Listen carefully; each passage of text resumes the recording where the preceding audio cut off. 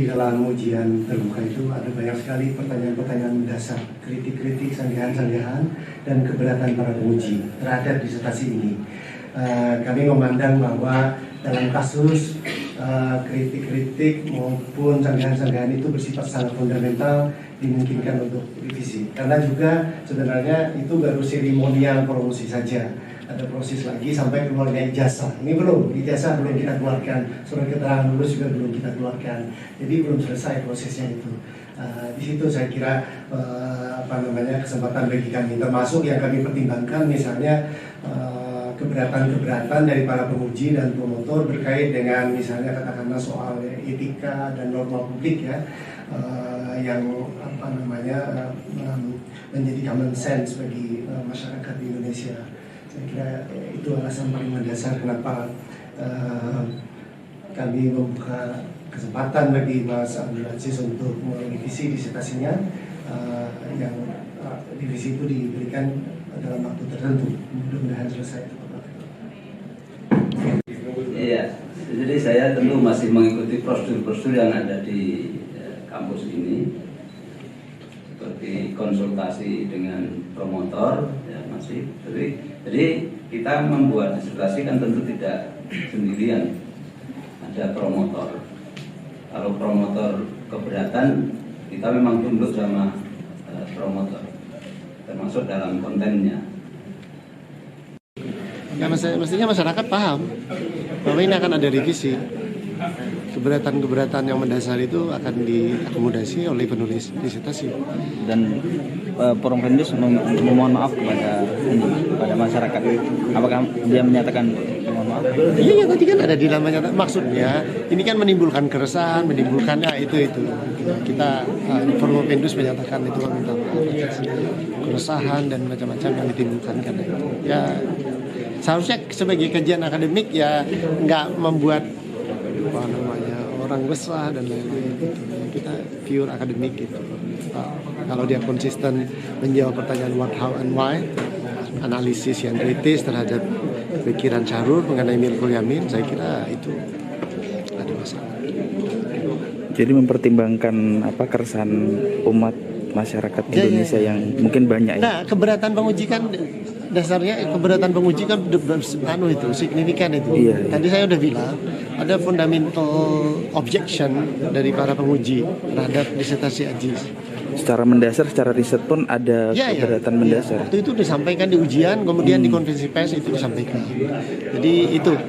Lalu kemudian juga tentu kami mempertimbangkan respon masyarakat ini. Tapi yang intinya itu karena ada keberatan yang mendasar. Dari 5 penguji itu. Ya, di konferensi pers kan mereka udah bilang A, B, C, D, macam-macam kan poinnya itu.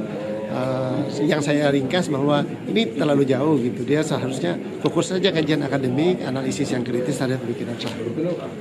Berarti setelah nanti selesai pun juga akan ada mungkin konferensi pers lagi atau bagaimana, Pak? Ya boleh aja, bisa kami pertimbangkan. Sepertinya masyarakat kan ini benar-benar memantau begitu. Iya, nanti dalam waktu katakanlah 3 bulan. Saya juga berkomitmen concern ya untuk melihat proses revisi ini selesai cepat. Dan tadi kan promotor sudah berkomitmen juga untuk mengawal proses revisi. Ya. Terima kasih, Prof. Saya kira sudah saya jawab tadi bagaimana dialektika saya dengan promotor dan bagaimana perkembangan dari konsultasi saya. Ya. Kalau pendapat saya kan sudah terpublish itu, yang dulu. Iya.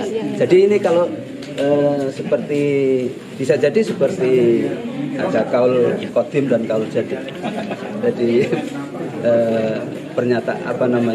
analisis lama, analisis baru mungkin bisa berkembang.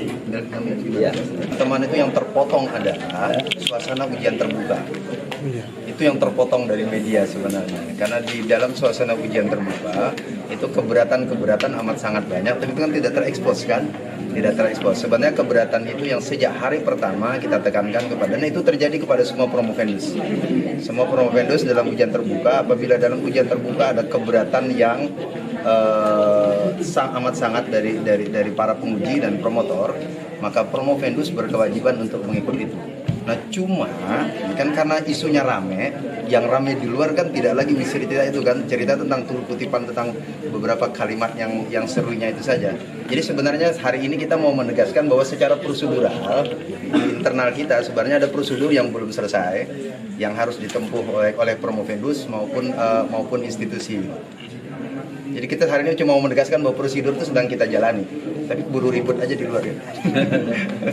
Dan hari ini jadi Mas Aziz bikin pernyataan ini juga sebenarnya bagian dari prosedur.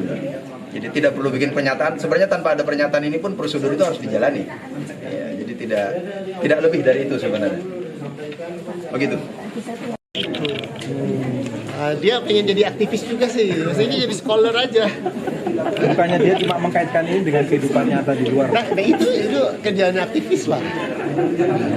Ya di situ kemudian titik kontroversialnya yang kami kira daripada kontraproduktif ya kita akhiri aja. Kita lakukan langkah. Bukan tekanan terhadap kebebasan akademik. Enggak juga sih, saya kira kalau bukan soal kebebasan akademik itu kan tadi orang nggak bisa melakukan kajian analitis yang kritis terhadap Syahrul. Dia bisa kok, tapi jangan terlalu jauh, misalnya sampai ke urusan menyarankan ini dipakai sebagai ya itu mencampuri tugasnya aktivis. Sebenarnya saya kalau dia ngikutin saya ini saya selalu pesan ya kamu sebagai peneliti aja, scholar aja, nggak usah jadi aktivis, jadi apa gitu, karena tugasmu di sini ya. Bahwa di masyarakat dia mau mengembangkan apa sebagai aktivis, sebagai pemikir silahkan. Tapi di kita murni judgementnya itu berdasarkan argumen. Argumennya apa? Gitu. Argumen dia terkait dengan pikiran Syahrul. Mengapa Syahrul berpikir begitu? Nah itu argumen dia yang kita tunggu dari disertasi. Bukankah kesimpulan itu masih dilindungi oleh kebebasan akademik? Kesimpulannya mana? Ya, kesimpulan Pak Abdul Aziz yang kemarin disampaikan. Ya kesimpulan ini saya kira itu kesimpulan yang tidak akademik. Ya, dilindungi secara akademik mungkin, tapi tidak akademik. Saya menuntut dikembalikan ke rel akademik. Menderita ya di dalam situasi budaya begitu, yang mendorong Syahrul untuk mengembangkan satu konsep yang kontroversial itu gitu barangkali. Seharusnya tekanan kajian akademik di situ. Dan saya ingin memastikan itu kembali ke rel yang bersifat akademik. Ya kesimpulan ini saya kira itu kesimpulan yang tidak akademik. Ya, dilindungi secara akademik.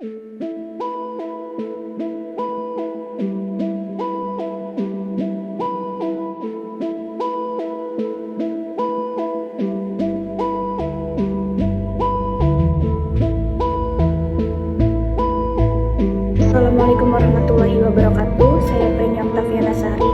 Di sini saya ingin mengucapkan, saya meminta maaf atas kesalahan yang pernah saya lakukan kepada Bapak dan Ibu. Maafkan kami.